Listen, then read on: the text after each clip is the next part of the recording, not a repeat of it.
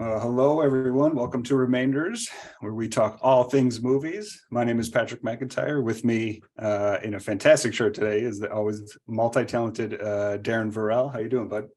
I'm doing great. Hi, everybody. Welcome to the show. Pat, you look great. Are you wearing aviators? Is that aviators on the top of your head there?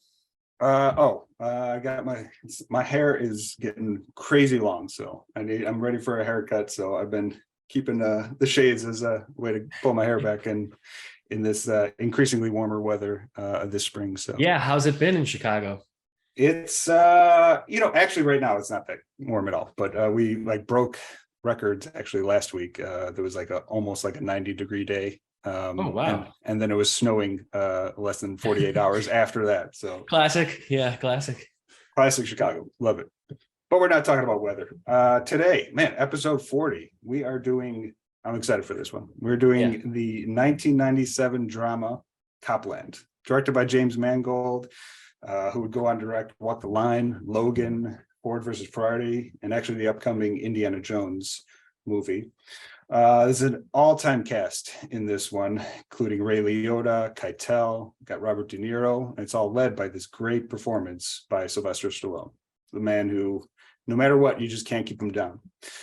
So in this movie, actually, Stallone plays a New Jersey sheriff in a small town where New York cops reside to place themselves above the law.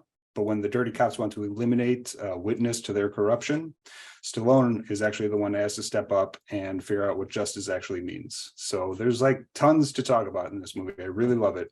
But I do want to start with one question. Is this the manliest movie that we've covered on the podcast? Oh, man, possibly. I mean, we had Point Break, which I think was a little filled with some machismo, but this is, because of the cast. That's yeah. Also, like some of the smaller players in this are all like basically from The Sopranos or Scorsese films. So like this is a filled to the brim with some faces you recognize for sure. Oh my God. Yeah, I know. So I forgot about Point Break. Point Break kind of subverts machismo though. This one straight up is just who's got the bigger dick walking around, who's got the bigger balls. And that's kind of the point of the movie is Stallone trying to out machismo them by the end. So it is an old school. I mean, it's a true urban Western, and that's kind of a reason why I love this movie so much. I felt very Western vibes from it for sure. Watching it, this is my first time seeing the film, if you can believe it. Yeah, that's right. It's funny because like when you're watching it, it would feel very much like, oh, this is if no one told you that Mangold had written it and directed it, you'd think I'm watching a Scorsese film, very much like set in New Jersey like that, kind of like how Scorsese does. It really like makes the town a character, especially for this film where you're talking about a cop land. I mean, literally, that's what they're talking about. This is like a town where all the cops kind of conglomerate and live, but they're all corrupt, of course, except for Stallone, which is why I think his performance is so cool. There's a lot to talk about, like you said, but I think with Stallone here, we're seeing a different Stallone than we've seen, before 1997 and maybe post Copland. I don't think I've ever seen him really act like this. It's very understated.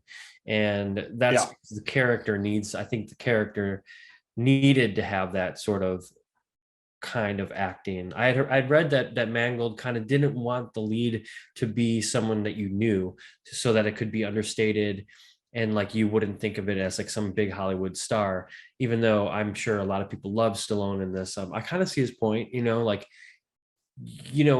I think Stallone did a great job of making sure that the audience didn't think of it as Rocky. Yeah. So I mean, yeah, from what I understand, Mangold was like definitely picturing it something smaller, but like it's I mean, they've talked about it. Like the material is kind of B movie level. It's more kind of a straightforward plot. It's a Western, as we mentioned, high noon vibes set in a city, but like when they were trying to get it starting to get it made, like everybody started attaching themselves. I mean, this cast is fucking crazy. I mean, the four of them that we like, can you imagine him writing this and thinking like, I'm gonna get Ray Liotta, I'm gonna get fucking Sylvester Stallone, I'm gonna get, all and these guys. Crazy. It's not at all against the movie, but like the cast does almost like overshadow the material itself sometimes, because it is, like I said, It's Well, like a look at the poster. straightforward movie, and then the cast is like, you would think this is like the most prestigious drama of the decade. I mean, and also you got to, I'm sure the studios thought, holy shit, like let's blow that out, you know? And so maybe, I guess I can understand like the detriment of like the filmmakers, like, holy shit, but like, yeah, we need people to come and see it. So look at these, Right, these right. guys are amazing. Everyone's attached to it. Let's make sure everyone knows it. I can only imagine what filming was like. Man, okay, so lots to talk about, but yeah, okay, so let's stay on Stallone for a little bit. We haven't covered a Stallone movie, have we? No, I don't think so. It was a departure for him. I mean, before, so this is 1997, so he's like coming off of like Daylight, Judge Dredd, Stop or My Mom Will Shoot a couple of years before that. Like he's like in his one of his multiple like down periods in his career. Like he's seen as like a trash wash up, you know, not never hitting the heights of like Rocky that he did in the 70s. And I definitely understand why he wanted to do a movie like this. And I think it is up there with the original Rocky. Is like my favorite performance of him that I've ever seen. It's interesting to come on the heels on most of the conversations we're having, because I have to always bring up cinema speculation, but there's like really a great passage in there about a movie that Stallone did. And Tarantino talks a lot about, like you said, you can't count him out. Stallone made sure that he was in Rocky. Like, yeah, he wrote it, but he's like, I need to be in it too. There's a lot of things he did that I thought were like really kind of ballsy to do, like as a no-name actor, and you know, bet on yourself kind of. And like it is pretty unheard of to have second chances once you have your first one. And I'm kind of only realizing that right now about Stallone as as I'm talking about this. Like, man, you're right. Because And this was great, so great about this character is that the character, that's exactly what the character is that he was like this highlight early. He saved this woman in his youth as a young cop, went deaf as a result, and he's been like a passive guy feeling like he missed his shot. And so that's why the character is just so perfect for Stallone. Totally. And I think that's another thing about like Stallone's career, like you said. After this, I want to say there was a movie that I really loved, and I remember thinking like, Sylvester Stallone. I never saw Copland back then, so I kind of it's hard to say, but I always talk about like kind of placing things in the time periods that they were made. And then recently there was that article that's Spielberg had written or had talked about being a mistake to put the walkie-talkies in ET. I remember when they were putting that on DVD, and we were both working at Suncoast at the time. Right. And that was like the selling point, like, oh, he's going to make it like friendlier for kids and stuff like that, and he's going to put these walkie-talkies in the hands of the cops who had guns, because CGI was such a big thing. And I remember us having a conversation at the time about that, like, man, that's crazy. Like, just because you can use CGI doesn't mean you should. And now all these years later, like Spielberg is turning back. And I don't know if you read some of what he said, but it was really beautifully said, and about how like films are like, you know, just like paintings to me. Somebody is reflecting the times that they're living in, and that's why it's so good as a person watching or experiencing any art, is to try to understand the time period that it was made, you know. So Copland being in a weird spot for Stallone is interesting, because then what I was going to say before is the next film I believe that he did after this was something I watched over and over. I remember taping it on VHS, was the movie Cliffhanger. Have you ever seen Cliffhanger? I mean, I've definitely seen Cliffhanger. We mentioned it when talking about John Lithgow. Yeah, totally. Lithgow's great in that. But I feel like that film was 98. I could be mistaken. But 93. Anyway, it wasn't? 93. Yeah, so 4 years before this one. So yeah. So that was his only like banger in the early 90s. Like everything else was trash. Wow, that's blowing my mind that was 93. Wow. I mean, I think I would remember that. I'm looking at the IMDb right now, so don't give me too much credit. Gotcha. I mean, yeah. So he closed the 80s with one of the greatest movies of all time, with Tango and Cash, which I guarantee we'll cover at some point on this. And then I was talking about, I rewatched all the Rockies and the first Creed. I still have yet to see Creed 2 or 3. Rocky 5 is the first movie of the 90s that he did, and that was the only Rocky that I thought was absolute garbage. That one actually really sucks. Oscar, Is that with Tommy Gunn? yes, yeah, that one is just, I don't know, definitely didn't do anything for me. Oscar was like his attempt at comedy, I think that was like a huge bomb. Stop or My Mom Will Shoot, and then Cliffhanger. Demolition Man, which is actually a fucking cool ass movie with a Love nice that. little, We were just talking about Snipes. Yeah. a nice little Snipes performance. Fuck yeah. Judge Dredd, Assassins, Daylight, and so it was mostly all failures leading up to Copland, which did pretty good. Like, I think it's not like it was like a huge hit, but it was, he definitely received like accolades for his performance for sure. So Yeah, interesting. But I mean, you're also surrounded by a bunch of badasses too. So like, yeah, there's a lot of that's the scenes thing. with him and Ray Liotta, and obviously Ray Liotta is coming off of his role in that Scorsese film that everybody loves, Goodfellas. So those two in a scene together, then like every time you see De Niro on screen, it's fucking amazing.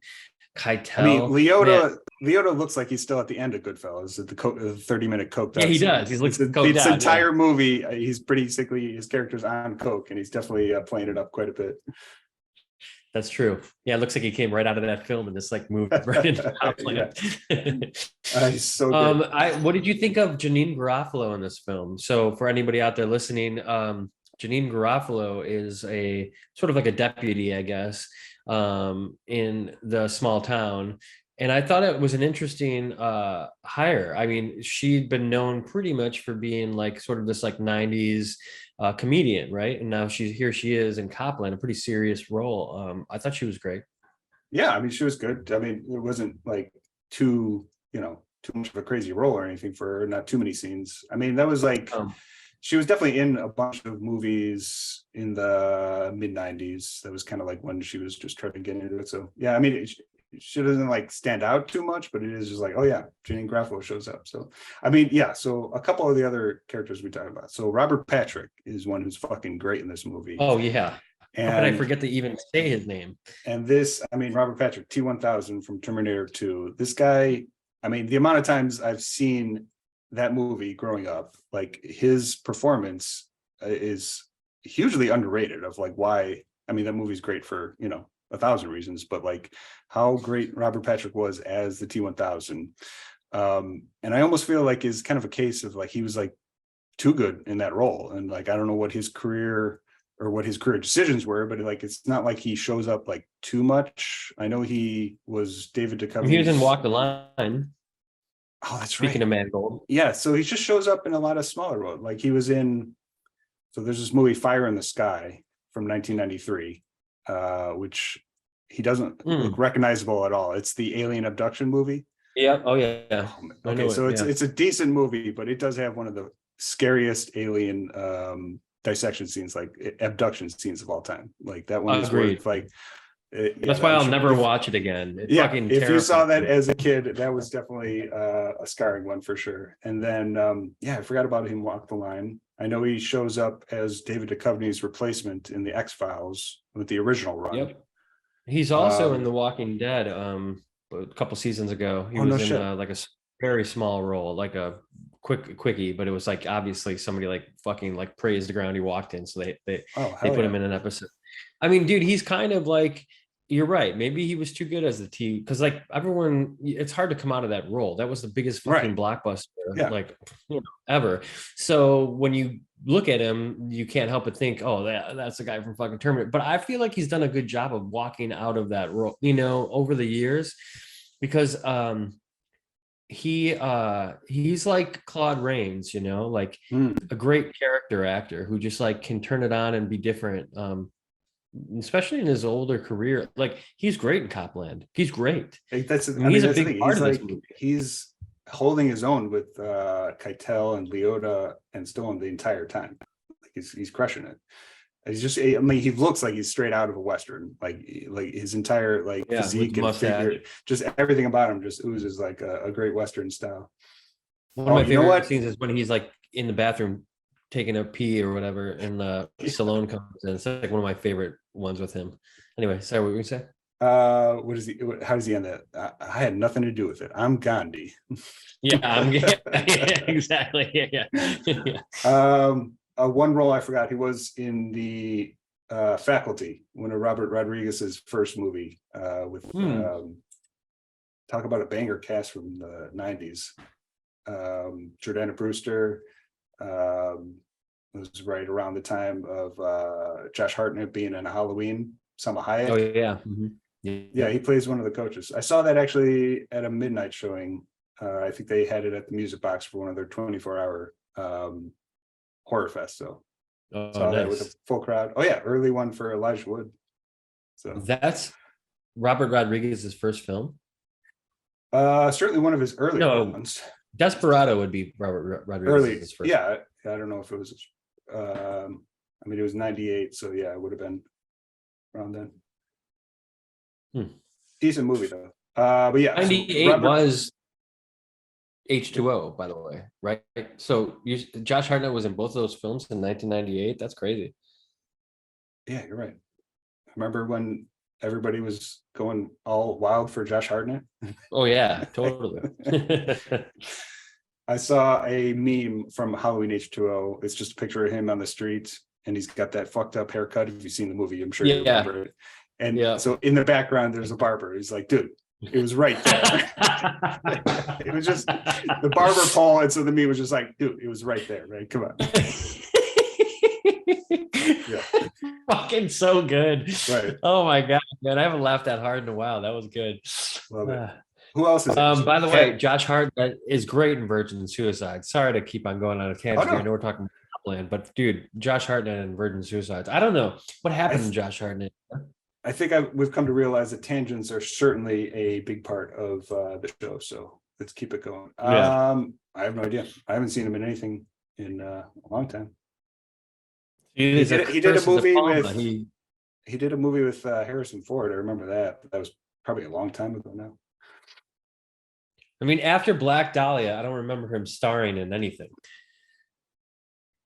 His IMDb is loaded in the last like 5 years. Nothing I've ever heard of. Well, maybe fuck us then, because we're not paying attention to Josh Hartnett. Well, it's a lot of shows looking like so. Yeah. Well, that's right. This cast. Let's keep on the cast of Copland for Kathy Moriarty from Raging Bull. She's fucking great in this movie. She's got like dude, I fucking love her in Raging Bull.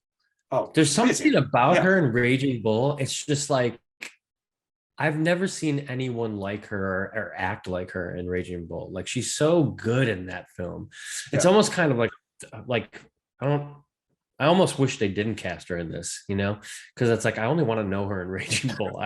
That's shitty to say, but I fucking love her in Raging Bull. When I first saw her, I was yeah, she's got that rasp. Even when she was young in Raging Bull, she had just kind of that raspy, sexy vibe. That was like she's so alluring to watch in that movie, and even like that's a great word, alluring. She's playing like a pretty washed up character, at least, is the wife of she's Harvey Keitel's wife, right? I think that it's a sister or something like that. What's a sister? Yeah, I don't think I knew. Because okay, so anybody watching this is probably like, you guys are dopes. I believe that what was his name? Superboy or whatever. We'll talk about that in a minute, but Superboy or whatever the fuck. Michael Rappaport. I think that's supposed to be Harvey Keitel's cousin, right? Well, that's his nephew. Or his nephew. Okay. And so he says his sister. Because he has that great, so really quick, Michael Rappaport playing Superboy, he ends up killing two black teens in a drive-by car. He thought they were attacking him. He ends up killing them. Fake suicide led by Harvey Keitel to protect Rappaport. And then because his plan goes fucked up, there's that great scene when he's talking to the DA, Keitel, and he's saying, he's my nephew. I can't just kill him. And the DA is just like, you said he was your nephew by marriage, what, didn't you? Just basically saying, yeah, this guy's expendable. You can get rid of him because that's the only way you're going to maintain your protection and all the fucked up shit that you've been doing is if you have to produce a body, and so they have to like end up trying to kill Superboy. What a great name too. I know. Well, he's the young cop who saved 6 babies in the city. There's 6 black babies he saved in the city. It's like that shit plays in the media. It's like everything is so like, how is this going to play out in the media? Has nothing to do with like who you have to kill to get it done, who you're gonna fuck over to get it done. It's all about preserving the protection for these cops in this New Jersey town led by Stallone, and it's all about how is it going to play in the media. It's interesting that they didn't actually add like a media like character, you know, like somebody who's like whipping up the stories, because I think you're right. I never really thought about it that way, but yeah, they're always looking at the paper. Yeah. There's clippings about every single death that's happened. And the movie itself does move in and out of like time and like sort of like what's happening. And it's so at times it can be a little confusing. Like, okay, like, am I seeing something in the past or is it like happening right now? Like that, the killing of the last cop that falls off the roof. I thought that was like something that happened in the past, but really it was happening like to Stallone, the woman that Stallone saved. It's happening to her like husband or boyfriend or whatever, who has like a tumultuous relationship with her. So that was that, like when that was happening, I was a little confused about what was happening, but I quickly caught on. But yeah, that shows pretty much like, you know, the corruption, like that, you know, firsthand. That's when I think the character Freddy, played by Sylvester Stallone, really realizes like they'll still stop at nothing. Like nobody's safe out here. Well, and that's what makes Keitel's character so great, is because in his eyes, everything he's doing is right, because it's in his eyes to protect the cops living in this New Jersey town. The New York City cops that are residing in this New Jersey town for protection.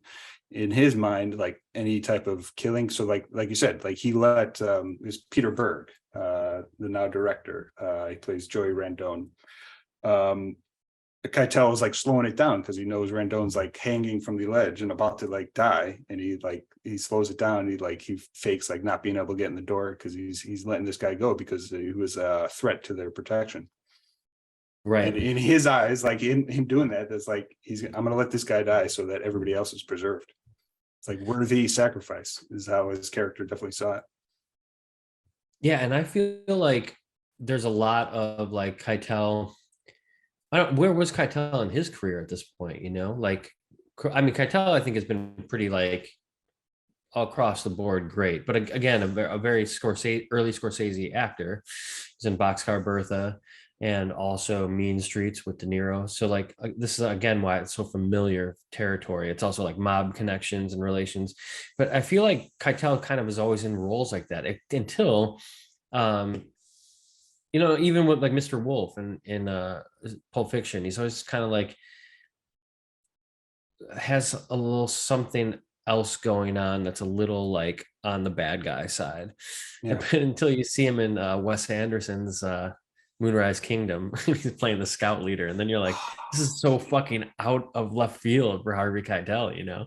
Yeah, I forgot I haven't seen that since the theater. And I remember loving it, but it's never one I've rewatched. I should get on that.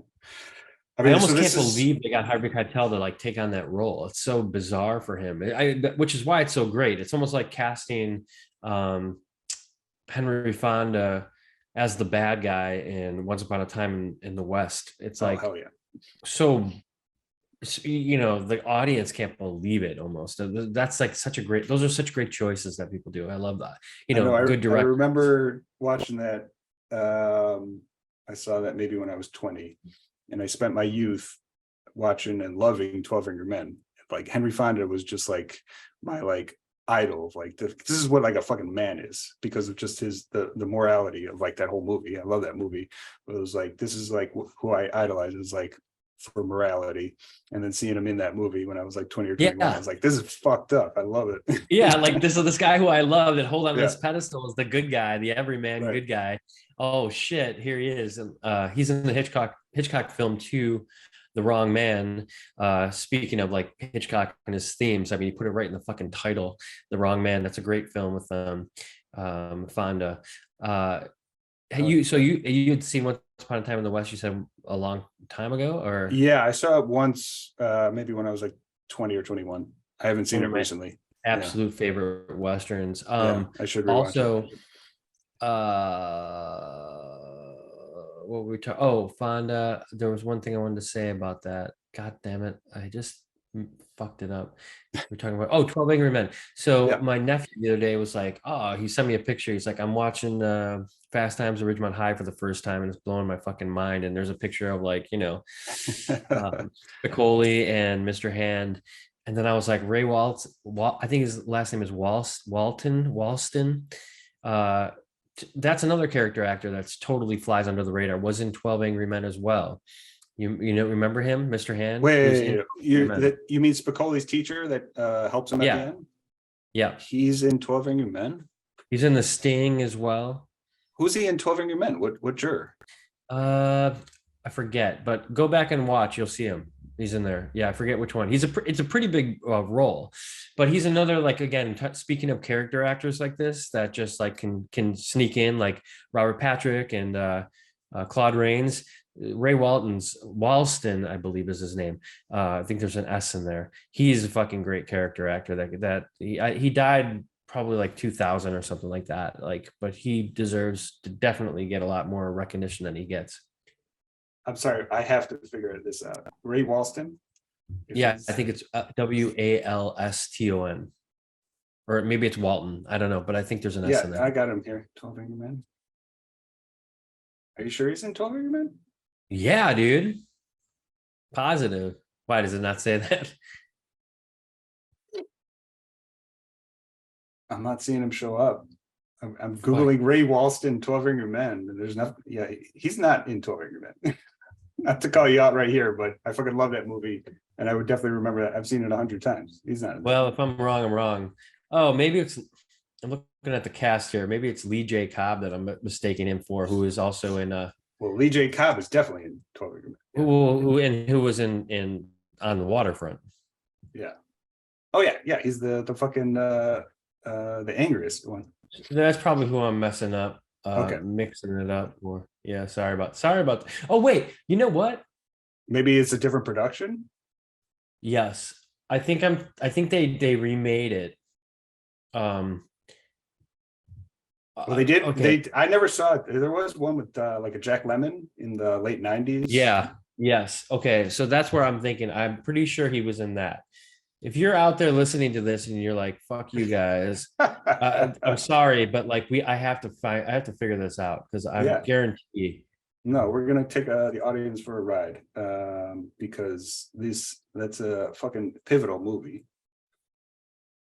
Yeah, you said. Yeah. Look. Okay. I'm Googling Ray Walston, 12 Angry Men, and nothing's showing up. With the two of them in the same article, at least. So. Well, he was in Silver Spoons, I'm seeing, so that's great. Is in The Apartment. Did you mention that one? Oh yes, of course he's in The Apartment. That's such a great role of his in that too. But I think he calls him Buddy Boy. Hey, Buddy Boy. All right. Well, listen, I'm wrong. I can't see him in anything here. Fuck me. No, man. If you could record all the times that I got actors wrong in my life, it would be like 2 or 3 because it's not that much. I don't usually get anything wrong. So. Well, the fact remains the guy deserves some credit as being a great character actor. And obviously, as we look up his IMDb here, there's a lot of credits to his name, a lot of eclectic ones as well. So anyway, he's great. How did we get on Ray Walston? I was talking about him because you said 12 Angry Men, and then I was telling you that and then here's one last tangent on that. So when he sent that to me, Amy Heckerling directed Fast Times at Ridgemont High, but she also directed Clueless. I think people don't realize that Clueless was directed by the same woman who did fucking Spicoli classic. I mean, those are great films, man. Have you watched Clueless? in the last 10, 15 years. That was a movie I saw all the Um, time because it was on HBO all the time. So I saw it probably like 30 times when I was a kid, but I haven't seen it as an adult really. yeah, honestly, I would love to watch it again. Just because I feel like that film, like it is so familiar, but maybe it's not. Like I haven't seen that in a while, and like that cast is amazing. Paul Rudd's in it, Alicia Silverstone, and then obviously Brittany Murphy. And that's a film that plays around here in LA a lot. Like I feel like it's a big time nostalgic kind of feel for a lot of people out here. I think they're showing it at Alamo in the next week or so. Maybe I'll go check it out if it's not a sold out audience, because I don't want to listen to people eating nachos too loud. Yeah, I next was to me. telling my girlfriend about that. She's like, oh, I don't fucking blame him, man. Yeah. And she knows, dude. Okay, well, look, let's finish Copland, and I want to talk to you about my experience seeing Renfield. I don't know if you've seen Renfield yet. Oh, But we should talk about that. we'll get. I haven't seen it yet, but I definitely want to hear. Oh fuck! What, I thought for sure by now you would have seen Renfield. well, I went to the theater. I opted for Evil Dead Rise.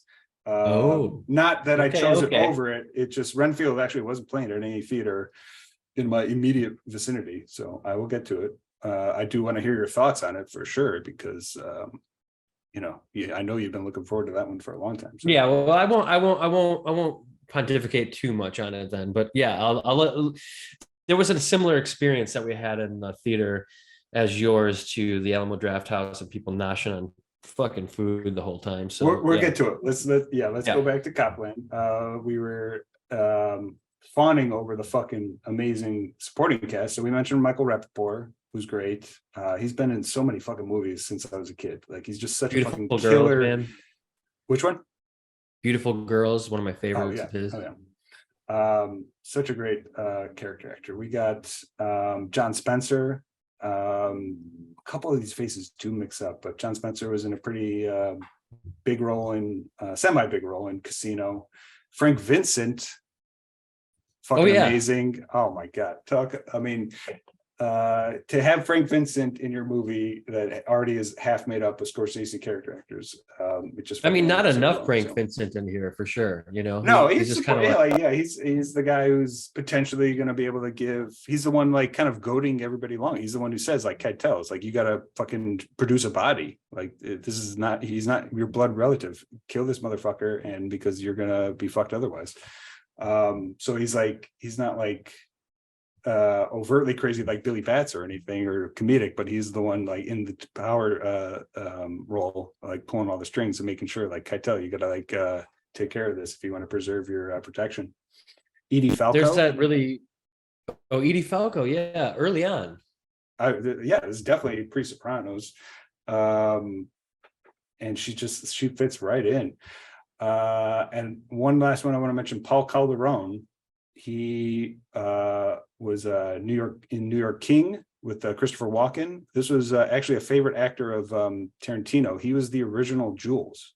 Like he actually had the job of Jules in Pulp Fiction, and for whatever reason, he just wasn't able to do it. And that's when Samuel L. Jackson stepped in to do it. He was an actor that Tarantino fucking loved, and who I've only recently kind of appreciated because of seeking out some of those more obscure movies. Wow, I didn't know that. He was the medic who called out Robert Patrick for planting the gun in he's the black guy. Yeah, really? So that's the original Jules. That's who was going to be Jules. Yeah. So again, wow, Samuel L. Jackson really lucked out getting that role, didn't he? Yeah, and he's great. Yeah. So this I was gonna say about that scene. He's really good in that scene when he's like, because that was the only time anybody's ever been called out in the whole movie, because it shows how insulated they are. It's like all this shit that they do is just so they're able to do it like on the down low. And so like in an emergency, like when an accident like this, when there's two bodies, you have some outsiders, and that's the only time they're ever like in trouble of getting caught. Yeah, you're like almost afraid for him when he calls them out. You're like, don't do it. They're gonna throw you like right. Yeah, like it doesn't matter. Like, they power can do it in broad daylight, like Yeah. kill you right away, Yeah, it's pretty scary. So that's Paul Calderone, you said, and Method Man shows up. Yeah, fuck yeah, Method Man. And this has Debbie Harry's in it as the Four Aces bartender. Now I had heard Blondie, of course, if anybody doesn't know. Really? Um, yeah, but you know what? Like I was looking for her the whole time Yeah. because I looked at the cast before I watched the film, and I didn't see her. I maybe I have to go back and watch. I mean, yeah, it could have been a scene that got cut or something. And Um, another one of the deputies, along with Janine Garofalo, is Noah Emmerich, who is like in my he's a pretty like small time character actor, but you know he does pop up in a lot of stuff, and he's in Truman Show. he is in so many great fucking movies, and yeah, Truman Show is definitely like a big one. Oh yeah, there is Debbie Harry right there as Dolores. Doesn't say cut or anything. Um, yeah, wait a minute. What was his name again? Noah Emmerich? Yeah. Yeah. Man, I do need to rewatch Truman Show. You rewatched that recently, didn't you? I haven't, but I actually love that film a lot, and I actually Maybe have from maybe you were Suncoast just talking days. about it. So yeah. I mean, And I maybe yeah, Peter Weir, that, because we were talking about Peter Weir. You saw Master and oh, that's Commander. right. Oh man. Yeah, And you have not seen Master and Commander? I haven't, but I know you love it. It's fucking yeah, that's a movie that I only saw it for the first time within the last 3 years. I think it is actually one of the first movies I was watching like when lockdown started, when I was like just tearing through a bunch of movies. And yeah, Is that 2003? 2003, same year as Pirates of the Caribbean. So it kind of like got overshadowed. It was like not like a huge hit at the time, but it was like nominated for like 11 Oscars. So it was like a prestige film, but like it definitely, I feel like I ignored it because it just maybe looked a little generic or something. But man, that movie fucking rules. That is, Yeah, I was gonna say that's one of the last movies I remember like kind of coming to DVD before like I left Suncoast. Does that sound right? that sounds right. Yeah, it would have been right around the time. It is a fucking amazing old school um war movie set all in sea, and again like two amazing performances, and yeah, I definitely want to cover that at some point. Totally. Yeah. Okay, I got to see it. um what else are we talking about? Yeah, so I mean, I do one like thing again I love about it, this character with Stallone, is that it really does Freddie, it really does represent like his careers. Like it's just a character you don't count out because there's always going to come back. I love, so like it starts with the accident he has, and he has the bandage the whole time, right? And I feel like that was, I mean, I saw it as like a Chinatown almost homage, where it's like this character who's like learning all this shit and just ongoing, like peeling this onion and seeing how much it stinks each time. It's like, but this is this reminder of like where he's coming from, and like the shit that is going to happen to him. Some pretty high level thinking there, Pat. Yeah, that's, I do that on accident, just FYI. So I stumble into those. I wouldn't have thought that. It's smart. It's smart. I think you're right. I stumble into those, and I just read that big book on Chinatown too, so that's the other reason why I was. Oh, that's right. Yeah. Oh, yeah. You think you're clever? You think you're clever? That scene is so good. But it's kind of you little. What does he say in that scene? You're a little. So it's been a minute since I watched it, but I read that 400-page book on it, so I probably should watch it, rewatch it again. Oh man, that scene with Polanski, such a like a little weasel. Is he the one who cuts him? Yeah, that is it. Yeah, he's like, oh, you little nosy, Right. huh? You want to see this? Oh, bah, cut your nose off or whatever. He's such a rat fuck character. Scene. Yeah, rat fuck character is exactly the way to say it. Turns out possibly in real life too, huh? Whoa. All right. So I wanted to say something about the arc of the character. So Freddie, Stallone, understated. There's this great moment where he's realizing, okay, I gotta find Superboy.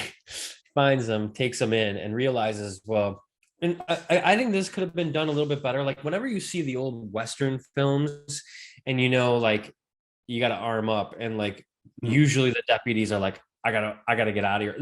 This is the scene. So he gets him into the jail cell, and here we are. The sheriff in town is realizing, okay, I just signed my death warrant.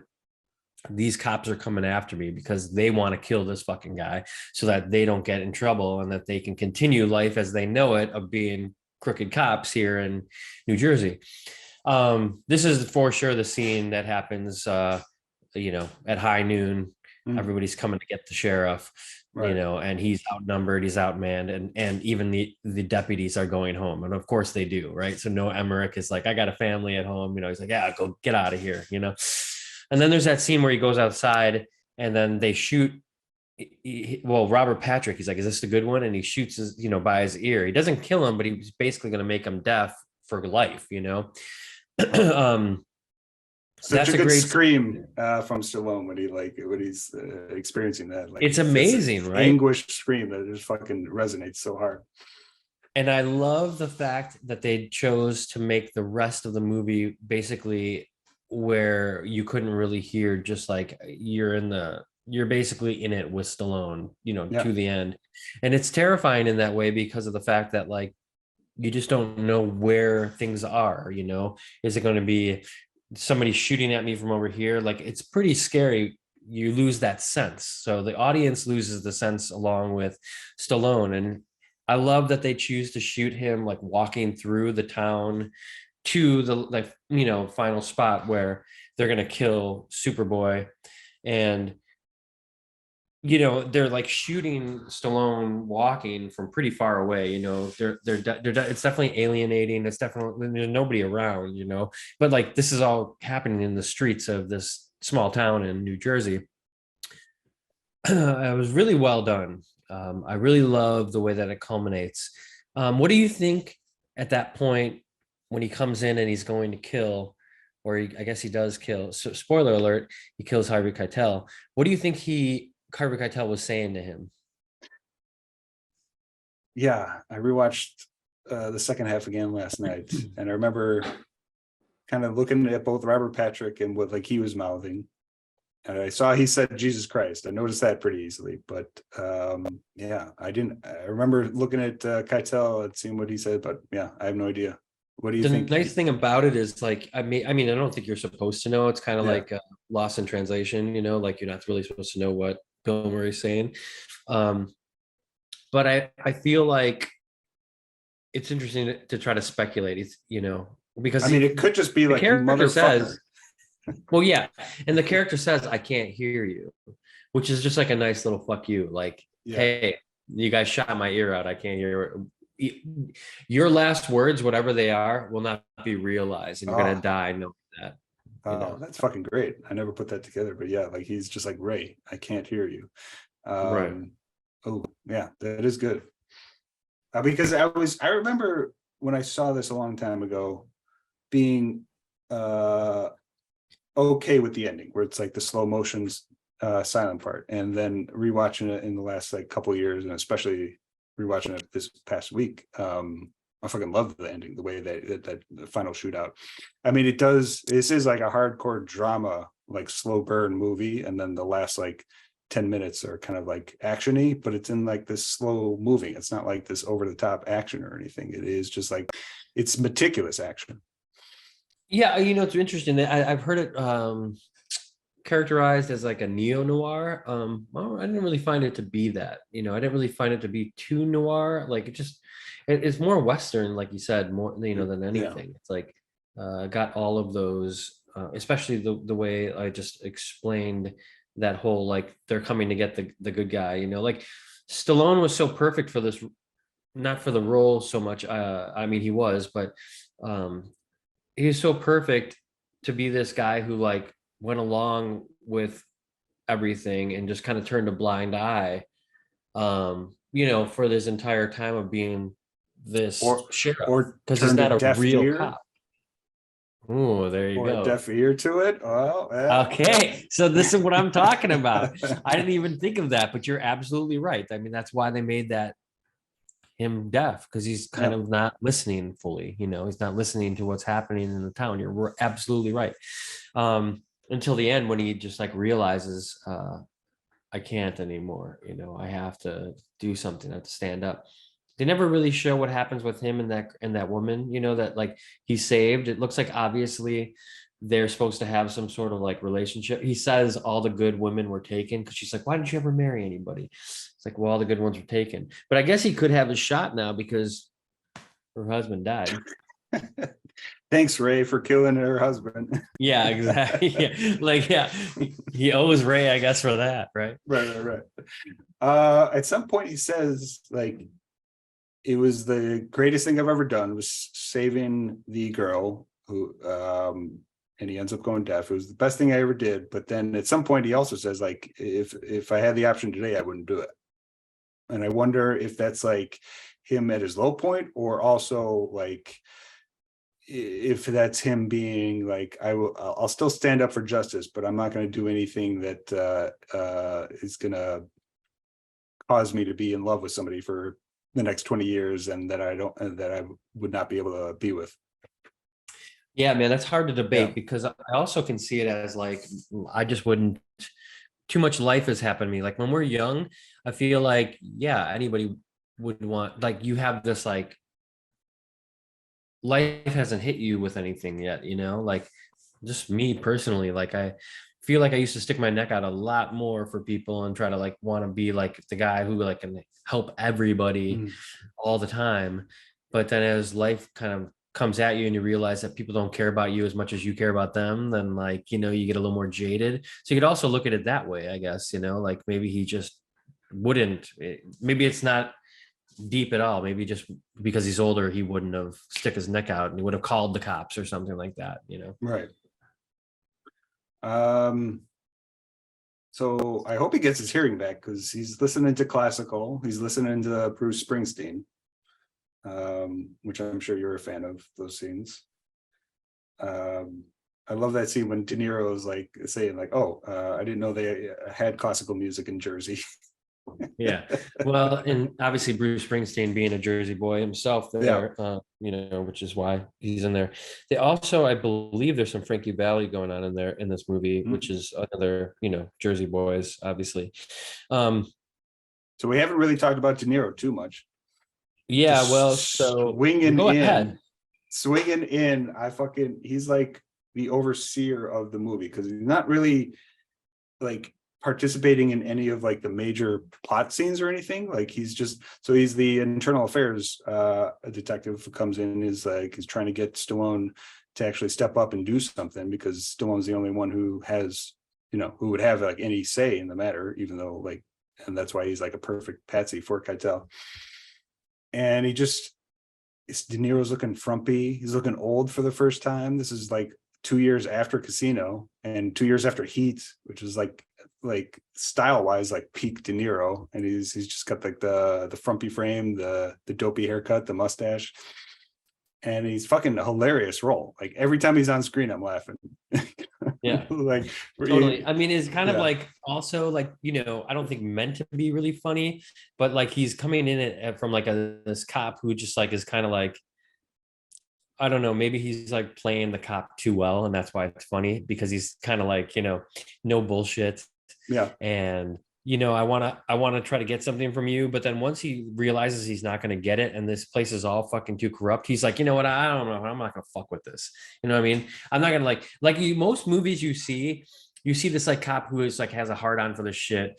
And you just like will not like let go. Like De Niro's easy out. He's like, put it away. We're fucking done here. We're done. We're out of here. Like as soon as he realizes like, I can't win this, he's out and he doesn't even think about it again. That's why when Stallone comes back and he's like, you blew it. he's like, you know what? Fuck this. I don't need this shit. Get the fuck out of here. It is an all-time great line from De Niro. You had your chance, but you blew it. So I do have to push back a little bit on that, though. I don't think he was giving up at all. Like he was fucking pissed when they closed the case. That's true. And he's tearing everything down. Go to lunch, you motherfuckers. I don't think he was quitting then, because when Stallone comes back, he's very it might help us if this guy, yeah. And he gives another one of the best lines. That whole scene is great. He calls Stallone a cupcake. He goes, if this cupcake blows this thing open, we might have this case back. Okay, so De Niro calling Sylvester Stallone a cupcake is like pouring like liquid gold into my ears. I think about that. I have dreams about it sometimes. It's like if this cupcake messes, oh my God, it's fucking great. Dude, I know. The line is fucking great. And it happens in the same place where he goes, you blew Right. it. That's it. That is a banger of a scene. So, but I do think he is kind of being meticulous. Like he's kind of not playing Stallone, but just being like, if he almost seems like Stallone's like on the edge of ready to do something. I mean, yeah, maybe De Niro was ready to quit and just throw the towel in, because the second he realizes that he has Stallone on the hook again, he just looks to his partner. He's like, yeah, we might have a case again. And he's like, well, maybe he's just one of those guys. Maybe he's just one of those guys who lives in the moment too, and just like lets it happen, because he didn't really move around anything to try to make him come back. No, he didn't know Stallone at all. He didn't know that Stallone would ever come back. He probably thought that this guy's like the fucking local yo-yo or the cupcake, like he said, and he just realized like, it's either going to happen for me or it's not, but I got other shit to do. You know what I mean? They never give you any napkins with this. What's going on? Yeah, you want the other half of this? And he's like, well, what about blah blah blah? He's like, fuck him. And he's like, what about blah blah? He's like, yeah, fuck him too. And then he looks at the great little moment by De Niro. He looks at his partner and he's like, like, what the fuck? Why is this guy talking to me? He's like, my hands are tied. Yeah, he's like, my hands are tied. Dude. Oh, great scene. You're right. The fucking gold mine. And this movie's worth it, audience, listening to Remainders right now just for this. I mean, that's the thing about De Niro. His B movies are still giving fucking banger scenes, like hardcore, like all-time great scenes. Oh, he's so fucking good. The only thing that they could have done in this film to make it like a better movie is put Al Pacino in it, and that would have like would have been like for the ages, like no one would have been able to put a better ensemble cast together. The DVDs would literally be like exploding at Suncoast if Pacino was in that. It'd be almost over the top. It'd be combusting hardcore. Dude. Oh, so good. This shit, the fact that you pointed this out without me and you even like without me even saying that, like that moment, fucking classic De Niro. My hands are tied. Four Aces seems like a place we would hang out. Feels like a Chicago dive bar. Well, that's why I like this movie immediately, because it opens up on that bar. Right. It comes in from the street and opens up on that, and it sets the mood of the town. And that's it. Literally, I was like, oh, I'm gonna love this movie, like without anything happening, just with that little voiceover from De Niro in the beginning and showing the Four Aces sign. Oh, so good. We mentioned how like this is also a top performance from Liotta for me. Like obviously Goodfellas is a better film by far, but this performance by Liotta, like every scene he's batting 1,000. That speech he gives to Stallone to give him like some oomph, like actually kick him out of his complacency. Like when somebody's doing something and you don't go straight, you veer left. Such a great fucking speech. I love it. And again, like his character's on coke the whole time, so it's just like this jacked up, angry guy. So yeah, Figsy is his name, right? Which so they call him Figsy. They call him Figsy. I don't know if that's like a nickname almost, because the mailbox says like Figgis, Figgis, and I've always just noticed that. Like I don't know if that's actually how that name is pronounced or if that's like their nickname for him. Yeah, I don't know, but I think that it would be obvious to think it could be a nickname just because of the fact that like most of these guys have nicknames, and even like calling him Freddie, like his name's Fred, right? But they call him Freddie. That's kind of a nickname for Fred. So yeah, and that's definitely a way to infantilize Freddie. Like everybody talks to him like a fucking kid throughout the whole movie, especially Keitel. So he's always talking down to him. He's like, "Go home, Freddie. You're like a child, Freddie." Oh, it's so great. Right. And just like so. Oh yeah, you're out of your element here. Yeah. Kind of like Big Lebowski, right? Donnie, you're out of your element. You just gotta talk down to somebody, and it goes a long way. So, anything else? Anything? I mean, I just want to say that I loved Yeah. it, this film. I did. Hell yeah. You're right. Like, is Goodfellas a better movie? Like, there's better movies out there, but Yes. like this film is just Yeah. so enjoyable to watch. But again, And it really is like because it is like a B movie. Like it's not trying to aim for the stars. It's a B movie with like an AAA cast, and so that's kind of what makes it like this unique kind of relic, especially of the '90s, when like a movie like this was like the big deal. Like you could have like an adult drama about cops, and that would be like the big movie to see that week and whatnot.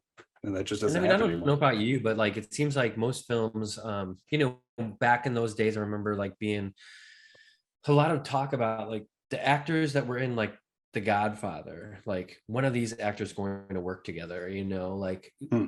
Pacino, De Niro, like these people who kind of like really blew themselves up based on the movie The Godfather.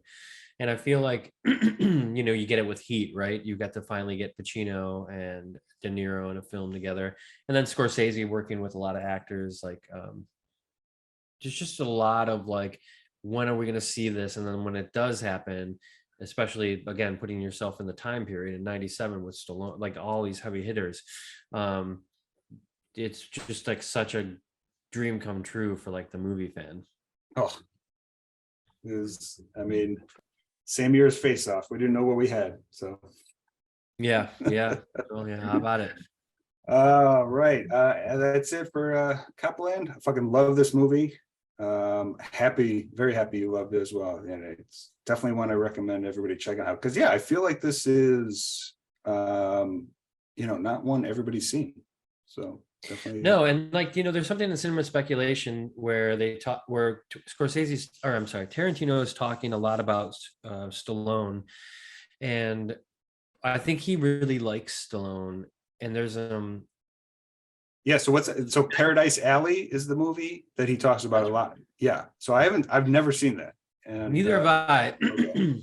But what I like about it at the end is he's like, kind of like saying that like Stallone knows how to play the Hollywood game too. He knows people love He definitely does. Rocky, and Yeah.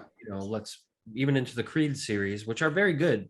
I know you just said you only saw the first one, but I've seen the first two. I haven't seen the third one, and I love them. Stallone had some issue with the third one, so he's not in it at all. Oh, okay. Yeah, Which I actually just found out the second one is Drago. Ivan Yeah. Drago. So I actually just found that out recently. So I was like, all right, I definitely got to keep up and watch that one now. So totally. And I mean, then he knows how to play it, right? The Expendables, like let's put all the action stars together and make these movies, and people love it. This is what people love. And I think what Scorsese's why do I keep on saying that? I think what Tarantino's trying to say in the book is like when he does serious stuff, he's really great too. And maybe he'll make, I guess, like for a while, he's wanted to make an Edgar Allan Poe film. I didn't know that, but kind of how he ends that chapter in the book is he's like, well, maybe eventually here Stallone will finally make that Edgar Allan Poe film. It sounds like he's like wanting him to do something more serious, with his. Yeah. Hell yeah. Yeah, I mean, I think Stallone is probably his biggest talent is in the behind the scenes stuff, because he's always been, he didn't direct the original Rocky, right? No, he wrote the screenplay and then he directed maybe the later ones. Yeah, I don't know. That's a good thing to check out. I mean, obviously he wrote it, But I would argue like one of his biggest talents is just understanding movie making, the process itself. It's why he's always been a director, always been a writer.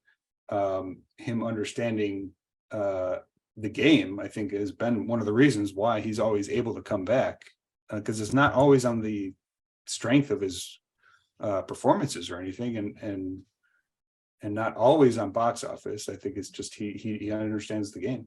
So he directed Paradise Alley, it looks like, and then he directed basically all the Rockies after the first one. John G. Avildsen. Yeah. Isn't that crazy? Who the fuck ever talks about this guy? John G. or Stallone. John Alvinson. I mean, I didn't, we're talking about Rocky. This is a nice moment for us, at least, to be able to like acknowledge that this guy directed Rocky, which is one of the biggest films of all time, and nobody's really talked about him. Always talk about Stallone, guy from Oak Park. Oak Park, huh? What else did he direct? He directed Karate Kid Part. He directed the original Karate Kid. Karate Kid Part 3. He came back to direct Rocky 5, which is the worst one. So nominated Razzie Award for worst director. Yeah. I mean, yeah, it sounds like it was just kind of the right time for him hooking up with Stallone with the original Rocky. But I mean, Karate Kid's good. But I mean, again, you don't fun movie. Talk about the director of that film, No. Anyway, yeah, Copland, kick-ass film. I loved it. Go check it out. You won't be disappointed. Not like it's going to change your mind cinematically speaking, but it will be an enjoyed ride for sure. It's a good shot of machismo. I'll say that. So, all right, we can move on. We can segue. I want to talk about. I'm staying Mangold for a little bit. So he will be directed. He directed Walk the Line, which I know you fucking love, and I haven't seen it in a couple years. I mean, I loved it when it first came out, and I should rewatch it.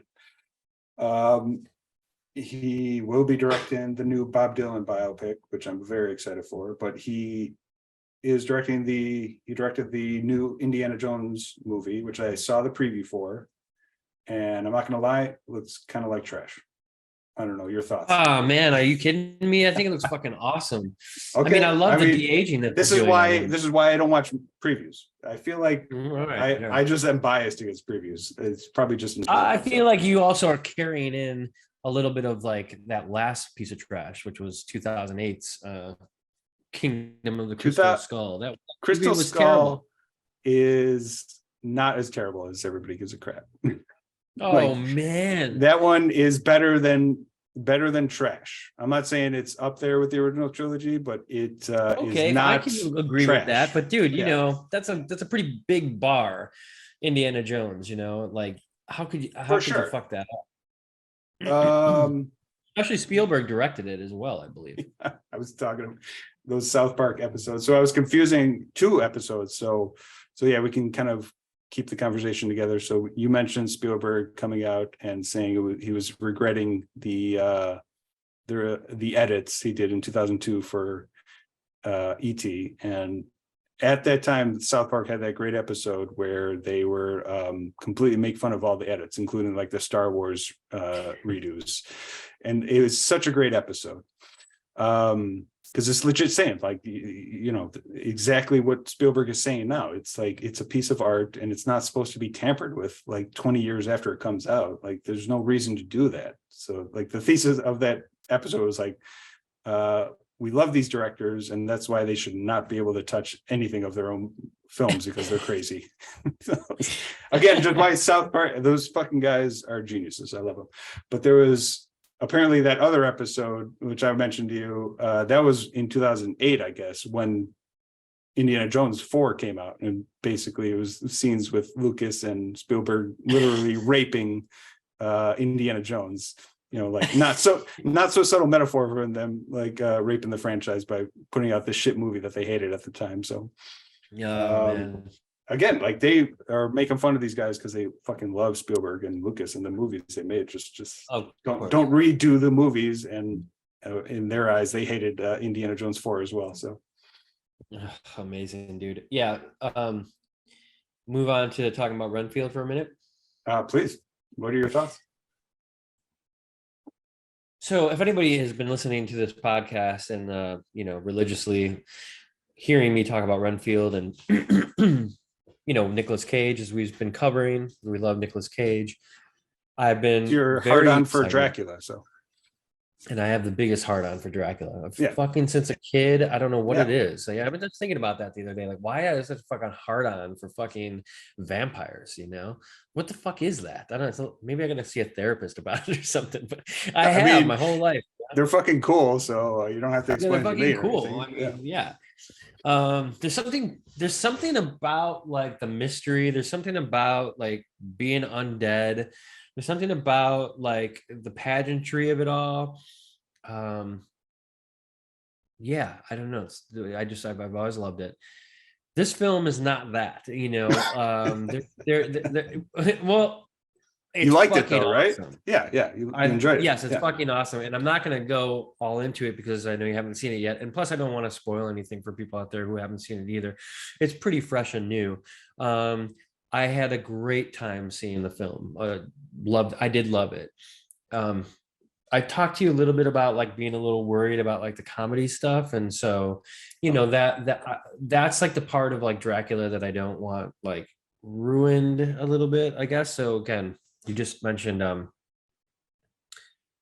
I just talked about why I like Dracula, and so like sometimes when people add the comedy element to it, it kind of ruins it for me. This is definitely a little bit more comical, a lot more comical, but I liked that. I actually ended up liking it, and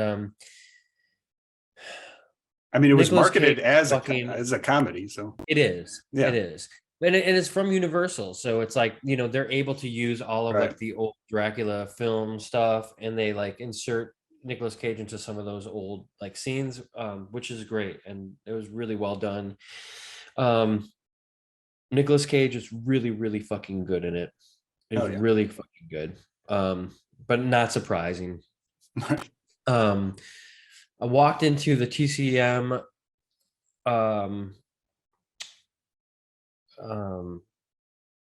What do they call it? I've always watched TCM. I never had cable except for when I was in Chicago because it came with my apartment. So I was able to watch TCM there, and I loved the programming on it. And I became a fan of TCM, and they would always do these like fests that would come to LA, and they would like show them in theaters. And I actually walked into the theater to see Renfield on a TCM, like whatever, like where they have all the, it's like a fest. I don't know, I'm sure there's a name for it. Classic movie fest. Yeah. A marathon. And I was like loving the fact that I like went to go see Renfield at the fucking Chinese theater over here, and they're doing the TCM Classic Film Fest, and they're playing like all these old films, and there's like all these old people there, like enjoying their day, and I'm going to see Renfield, like, and there's a line around the block, and they're like, "Oh, you're here to see Renfield?" And I'm like, "Yeah." There's like 3 people in the theater to see Renfield, and one of them was me. But you got assigned seats there. And, my girlfriend and I went and sat in the back. It's like totally a movie she wouldn't go see, but she's going because she knows I love it. And we sit in so sweet. seats. Yeah. There's fucking a couple that walks in, and then like 2 or 3 people in the front. Okay. So nobody there. Uh-oh. This couple decides to sit right next to us, like next to us. You said it's assigned seating, like you have to like choose your seats. So like you buy them online, and so they could see when they buy them online probably that like there's 2 people in this row. They decided to sit right next to us. And let's be assholes today. Yes, it was literally talking, and like when there would be like scenes that would come up of like, I never drink wine, right, from like the original Dracula, like that they play that in the beginning. And like the guy's mouthing it and saying it. I never drink wine. It's like the top of his fucking lungs. And eventually it got so bad, dude, that like it would be like, somebody's head gets chopped off or something, right? And they'd be like, "Oh shit, that was fucked up." But there's nobody else in the theater. Yeah, I get it, like if it's a packed house and like everybody's being ruckus, and then it's like fucking cool. But dude, nobody was there. And it was like, come on, you gotta say something. And there's like people who like talk in between every quiet moment. So as soon as there's a quiet moment, it's like, oh, this is my moment to like say something out loud. Dude, drove me up a fucking wall, like completely ruined the experience. We finally moved. We moved up. I was gonna say, I was hoping. Yeah, it was a little bit better, but like, dude, fuck. I hate that shit. And I was thinking about you the whole time with the people like chomping on their chicken wings, when you went to go to the theater. Oh my God. Is this a food theater? Like, do they serve food or anything? No, it's not. No. So it's basically like a music box where it's kind of like an old school seating where there's no service or anything at all. It's those you would think like the theater experiences where there aren't too many people around, that those would be the quietest. Those are the fucking always the worst. Because like there is something in the minds of like some stupid people where it's like when they see that there's only a few other people in the theater, they basically go into their living room mode where they kind of feel like, I mean, you're an asshole if you do this, but like, there's something that switches on for some people where it's like, oh, there's only a few people here. I'm basically at home. This is like my own private Right. screening. So I'm going to like say something Right. if I'm thinking out loud. Whereas opposed to like, if it was like, I went to see Beau is Afraid at the Music Box. And it was almost like, almost sold out, like 80% filled. And it was funny as hell. And so it's like, people are laughing, but like, there's nobody talking at all. And this is like, there's like 300 people in the theater. Is like the fact that like a filled up theater is quieter than like one with like 3 or 4 people is just like an amazing and terrible like human psychology experiment. Well, I will say I went to the Chinese theater over there, so it's kind of like a little bit more of like a public, like, anybody can kind of go see a movie that just wants to be entertained. When you're going to the Music Box, or you're going to, let's say, New Beverly, like, these places are curated for people like us, like, that is true. and the people who listen to our podcast. I mean, Yeah. we know how to fucking act when we go see a movie. It's just the regular public, they do what they will. And so the people who, and there's nothing wrong with that, but like there's people who go to 1 or 2 movies a year, and and not saying like they're talking or anything, but like it is just, I think that largely is like the dining experience is like catered to those types of people, where they want to like have a full meal like while they're watching a movie, which whatever. I mean, I fucking love chicken wings and nachos. I just don't want to be eating it while I'm watching a fucking movie. Totally. I don't know, man. It was pretty crazy. One of my favorite experiences was watching that Pauline Kael documentary at the Siskel Center with you. It was cool because I think I had like a couple beers or something like that, and then you just like bought a coffee. It was like a different vibe in there, because like a lot of those people going to see films there, I think, are like, they're way indie. Like, it's way more indie film. It's way more like early new filmmakers and stuff like that showcasing their films. So the vibe is a lot different. Like, I guess it depends on the theater, right? Again, you're going to New Beverly, you're going to the Cisco Center, like, you kind of know what to expect. When you're going to like a regular AMC theater, whatever those are, where they serve you and your recliner, stay away from those theaters. Again, I love the programming at Alamo so far. They've got a lot of cool screenings. Like I said, they're just showing Clueless just because next week, and a lot of other random screenings. So I just got to be a little strategic with the seating and avoid, because I went to see, like I said, I saw the new Evil Dead, which was pretty great. I saw that at the Alamo, and it was like only a half filled up theater, and the experience was awesome. Like, everybody was chill, everybody was into it, and I had a great time. That's great. Yeah, I really want to see that. They were actually playing that at Soho House. It sucks because whenever there's like a fucking great horror movie that I want to see, I'll be like, hey, can we get on the waiting list for this? Because seeing it at that theater is really cool. We saw Wall-E there the other day at the Soho in West Hollywood. And, they have these really like 30 seat, like, it's real small. But we saw Wall-E with like a bunch of kids, which was actually kind of like a cool experience. The kids were like all like so excited. Yeah. It was perfect. And I love that movie, but they were playing Evil Dead, and there was like, I could like, you have to get on like a waiting list for it. And I was like telling my girlfriend, she's like, yeah, maybe you could take a different friend or something, because like she doesn't like those horror movies. But like, I was like, God damn it, I wish Pat was here. Like, I'm fucking go see Evil Dead Rise with him. But I probably won't see it in the theater just because, like, I don't know, if she's not going with me, I don't know. But anyway. Yeah. Did you like the remake from 2013? I never saw it. You never saw it? Okay. Yeah, I rewatched it 2 years ago. I was okay with it when it first came out. I liked it, but I rewatched it. It's fucking great. I loved it. Okay, I've been meaning to see it. I don't know why I haven't yet. Is it Bruce Campbell make a cameo in that? There is like an after credits thing, but that one's like a straight up like zero comedy. Like, it's hardcore, like, into the horror of the original. Yeah, I was like, that's why I was wondering. Right, like, is it have any connection to the original at all? To the original in terms of like what the what the Evil Dead is about, but in terms of like comedic touches, zero comedic touches. Okay. Which is, I mean, that's what's unique about the Evil Dead. It's like the original is not very comedic, but then, I mean, obviously why is his name slipping me? Ashes. Like, so. Well, Army of Darkness is like over the top. You know what I mean? But that's the Like, thing. That's you can go with the franchise. You can take it serious, or you can go Three Stooges, and that's what's great Right. about the fucking franchise. But like with these, when they're trying to do new stuff, because the show is like very comedic, and I like the show quite a bit. But so far the two movies, the 2013 and the one that just came out now, zero comedy in it at all. So, which is, I think it's like a good blend between the two, because the trailer is well done. It looks scary. I mean, it's a very solid franchise still. There's no movies like tainted or anything, so happy to see that. Yeah. Any other movies you see? I mean, that's why I love Drag Me to Hell, right? Like, it had like some comedy, but it was like pretty feel good in at times. But like, whenever you saw the fucking old gypsy, I was like, fucking terrifying. Right. Like, but And funny. Like, that's Sam Raimi. That's Raimi's talent, is blending the horror and the comedy so fucking well. He weaves it. I mean, there's a reason why we were quick to cover that Drag Me to Hell, because I fucking love that movie. And that's a movie that's going to be remembered and just grow in prominence, for years. It has to. It's so underappreciated, I feel.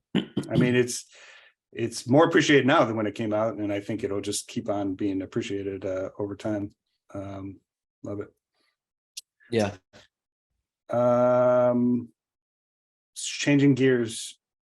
Did you know that Dee Dee Ramone, maybe you've read it, did you know that Dee Dee Ramone wrote a novel? Yeah, I've read it. You have read it. Okay. So I just found out. How is it? I saw it at the bookstore and I had no idea it existed. It sounds awesome. On my bookshelf to see if I brought it with me. I'm pretty sure it's in storage back home. Another one that I would love to just fucking crack open. It's called Chelsea Horror Hotel, right? All right. Yep, that's it. So I'm a little disappointed you haven't recommended this to me. So I'm sorry that I haven't. It's great. I'd be all it's over great. Yeah. It's a fictitious, but at times you're not sure if it is fictitious. Yeah. Because it's like about the Chelsea Hotel and like crazy shit that basically it's like almost like a drug trip. I haven't read it since I first came out. But it's fucking awesome, and he's an underappreciated artist as well. I mean, not underappreciated, but like for like things like that, like his writing and stuff like that. His like other stuff. I don't know if people know, because he's known as such a character. I'm not sure if people really know how fucking brilliant he was. His paintings, I would love to own a Dee Dee Ramone painting. But, when he was living, I don't think anybody really took it that serious. Now it's like he's not around anymore and everybody wants that. His book, I believe he also wrote another book called Lobotomy: Surviving the Ramones. Well, so I think he's written two. But Chelsea Horror Hotel is like, more of a fictionalized. It's a novel. The other one is not a novel, right? The other one I believe is just like, stories about the Ramones, which Monty Melnick in his book about touring with the Ramones, which is an excellent book. It's called On the Road with the Ramones. I'm looking at it right now. It's out of print, but I believe you can still get it on Amazon. Excellent book. But he talks, I think, in there about how Dee Dee wrote that book, Lobotomy: Surviving the Ramones, and he's like, half that shit is made up.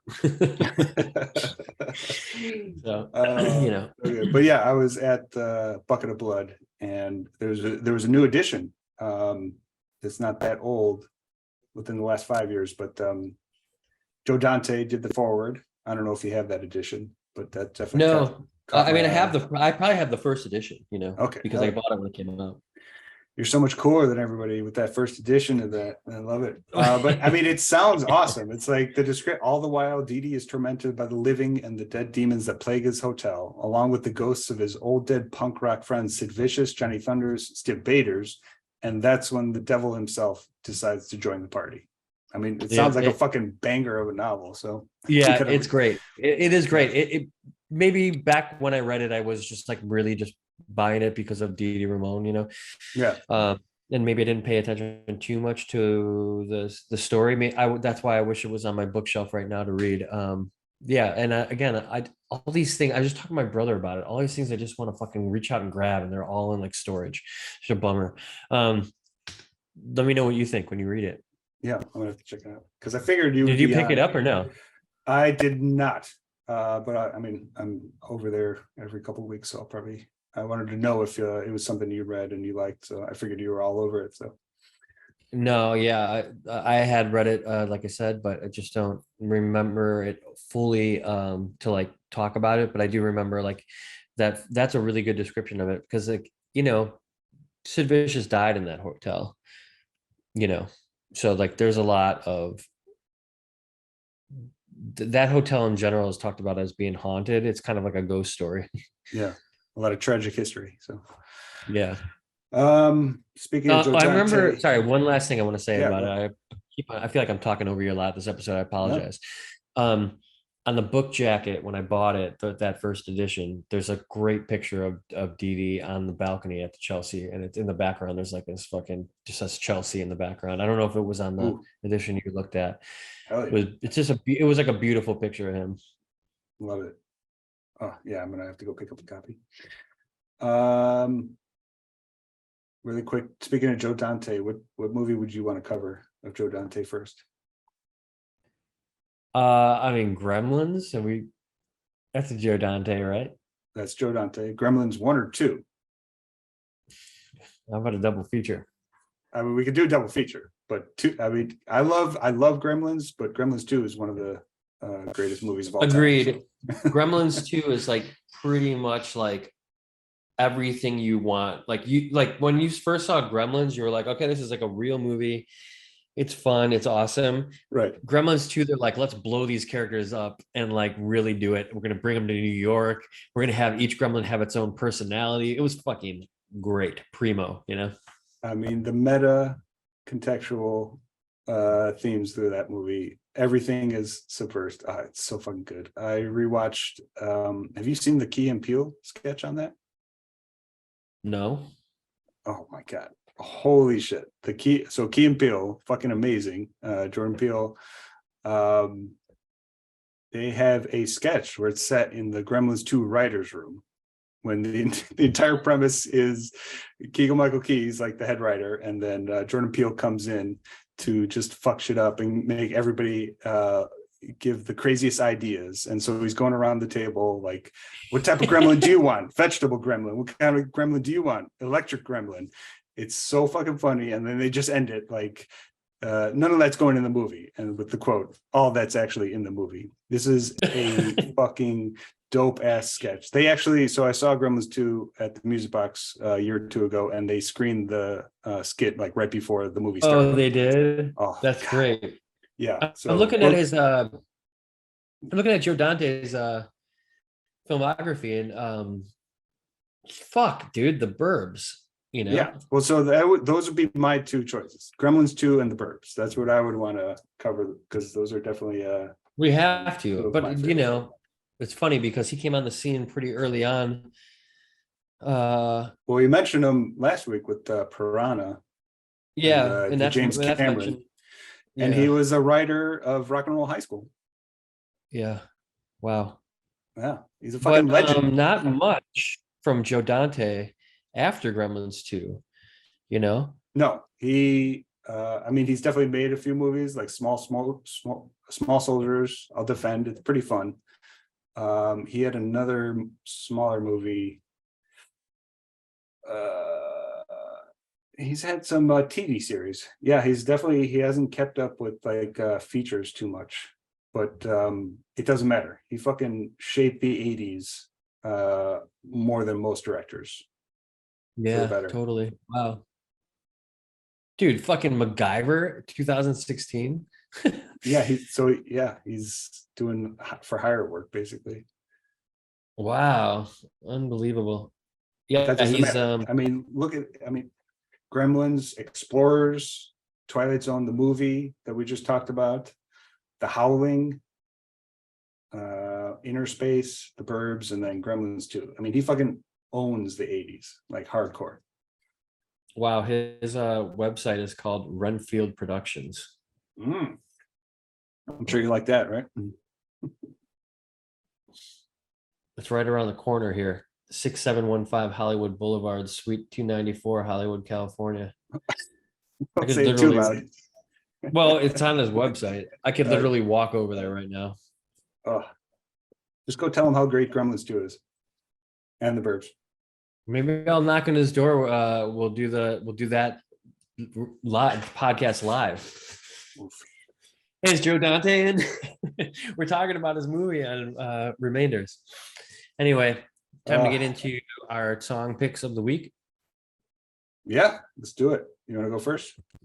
Yeah, so I wanted to feature a song by an artist that I worked with. I did that before when we did the Chad Tepper song, which was with Lit, and I love Chad, and he's just a sweet guy. Oh, yeah. I equally love this artist that I worked with. Have you ever heard of a punk band called the Bomb Pops? It definitely sounds familiar. They're on Fat Records, and I met the lead singer Jen at Punk Rock and Paintbrushes event last year in December, and she told me she was doing a solo record, and that she was just kind of looking to like connect to make a music video, and that her record was all finished. And I was like, yeah, like sign me up. Let me help you put that together. So I produced the music video for the song Saw in Half, which came out today. Oh, yeah. And Jen is the coolest, hardest working, super, super talented person. She knows what she wants. It was like really easy working with her on this. She was just like the best. And I'm really happy to see her success. The song is out today, and that's the song that I wanted to feature. It's called Saw in Half. It has it's like a different departure for her. So if anybody out there is listening and knows her band, the Bomb Pops, it's a little bit more indie. It's a little bit more like, I always kind of felt like it was kind of 90s. In fact, in the music video, there's like a moment when I was like telling her I thought she should like kind of like sing to the camera, kind of 90s vibe-ish. But I don't think any of that made it into the music video.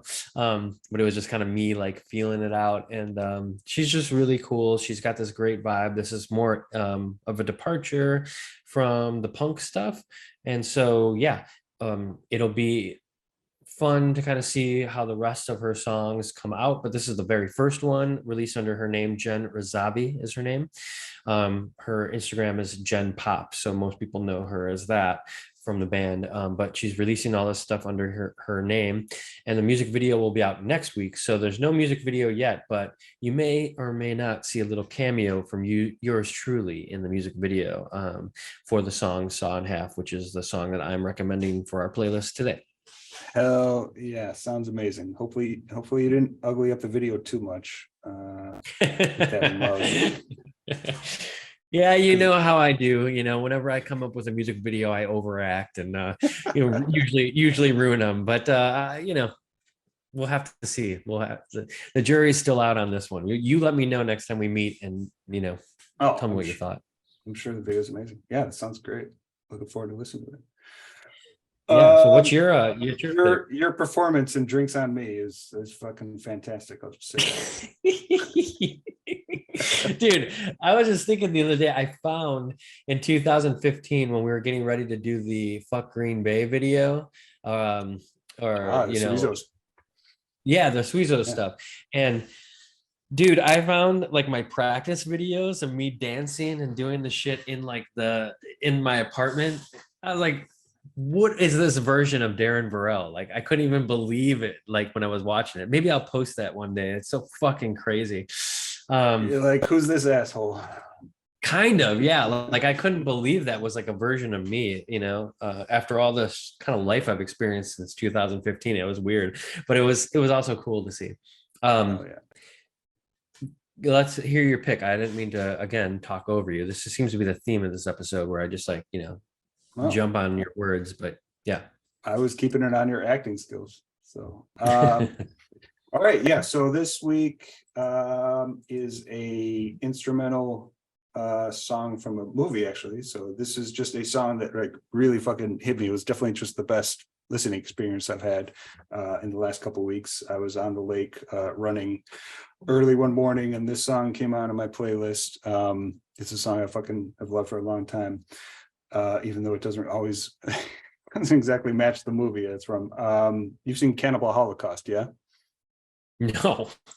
You've never seen Cannibal Holocaust from the 70s? No. Like the original, No. like kind of found footage, kind of cannibal movie. No. Oh, okay. Is it? I guarantee it's got to be on Shudder, right? It's a horror movie. It's most likely on Shudder. It's a fucked up movie. It's not. I mean, it's not like a great movie, but it is like really fucked up. It's a lot of really legit looking cannibal footage. It's pretty out there in terms of like the themes and the actual filming practices. It was definitely banned from countries because so many people thought it was like real at the time. They actually it was just like pre animal rights era, so they actually film like turtles getting slaughtered that they were actually doing anyway for food, but they actually film it and put it in the movie. It's just a fucked up movie. It's pretty prominent in horror history, you know. Eli Roth, you know, Tarantino's boy. This was his inspiration for making like Green Inferno and whatnot. But the theme that opens the movie, it does not match the tone of the movie at all. This is a beautiful score from the Italian composer Riz Ortolani. I think Tarantino's used some of his stuff. Maybe, I want to say in one of his movies, but not like prominently. Something small, maybe in Django. But he was a Italian film composer. A lot of amazing stuff, but this is just a great fucking song that I've always loved. And again, like it really sets an unusual theme for the movie Cannibal Holocaust, because it's such a beautiful piece, and then the movie just devolves into this grotesque fucking experience. So it's that juxtaposition that's always kind of like stayed with me for that. But it came out on my playlist at like 6 a.m. when I was running by the lake, and it was a fucking beautiful experience. So that's just what I'm going with this week. So I love that. I actually was able to be cleared, you know, post surgery here to run. I've been running. I'm sore as fuck, dude. oh yeah, I've ran now first twice time in a since, while, like, dude, since the back surgery. since So like, okay, yeah. yeah. So like I ran 3 miles the first day, and then another 3 miles yesterday. And Oh, dude, love it. my body's like, what the fuck is wrong with you? But dude, that experience you just talked about like music and running, there's That's the nothing best like part. that. Yeah. I know exactly what you're talking about. Yeah. Yeah, I missed I it so mean, much. I have I mean, so I don't run marathons anymore. Marathons are not good. I mean, depending on who you ask, like they're just not good for your body. Unless like you're doing it professionally and you have like you're able to like just constantly be up to date on the health of your body, running Or you have wise. like a doctor on hand. Yeah, there's no reason to run 26 miles, but I just have, for the 3 marathons that I did, I can still remember like hitting certain points and certain songs coming on with those. And then just obviously over the years with shorter runs, like having a great playlist is one of the, by far the best parts of running a couple miles. So yeah. definitely up there with you on that one. So yeah, like I said, this one came on early one morning. The lake here in Chicago is fucking beautiful. The song, again, if you haven't seen the movie, it's okay, because it's a gorgeous song just to listen to on its own. So Last night, just maybe second to running, listening to music when I'm painting is like one of my favorite things. And I listened to our playlist last night. And man, it's so fucking good. It's like such a weird exploration though, like because your picks like will come on and it'll be like this fucking metal shit, and I'm like, damn, like I'm like, yeah, like I'm getting into this. And then like a song will come on like Warren Zevon, you know, and it's like, oh shit, here we are with this. So like you're weaving in and out of these like different kind of like moods, and it's really interesting. I was having some beers and painting last night. It was really nice. So everybody out there who is not familiar, when we do these song picks of the week, we put them on a playlist on Spotify that Pat has curated, and we always drop it in the show notes, so you'll be able to find it real easy, and you can see all the past picks there as well. And I think I am going to add a bonus pick for good luck. Speaking of Zevon, I think I do want to put on Lawyers, Guns, and Money. just for the excitement. So the voting closes today, and it looks, from what I saw, it looks like he's in. Like it looks like he was. I saw a chart. George Michael apparently was like way in front for number one. Cyndi Lauper was number two, and then Zevon had a pretty sizable lead in number three over the 4 and 5 slots. So it's looking, and that was in the last couple of days. So it's looking like he's going to get in there and get a lot more attention than he's had in the past, deservedly so. So I think maybe when that happens, we could do maybe a quick episode on that, just covering the inductee or something like that. So yeah, we have to. We got to talk. If there's anything that you and I share other than movies, it's our love of Warren Zevon, and so that is. I think we covered Zevon's book right early on. We did the book, which you bought for me. Nothing's Bad Luck. Yeah, which was a great episode. But yeah, like any chance we get to talk about Zevon, I'm always down for. So yeah, I think I'm just going to put in Lawyers, Guns, and Money, which is just a banger of a fucking tune. He's got dozens of my favorite songs by him, but that one's always up there. So Dad, get me out of this.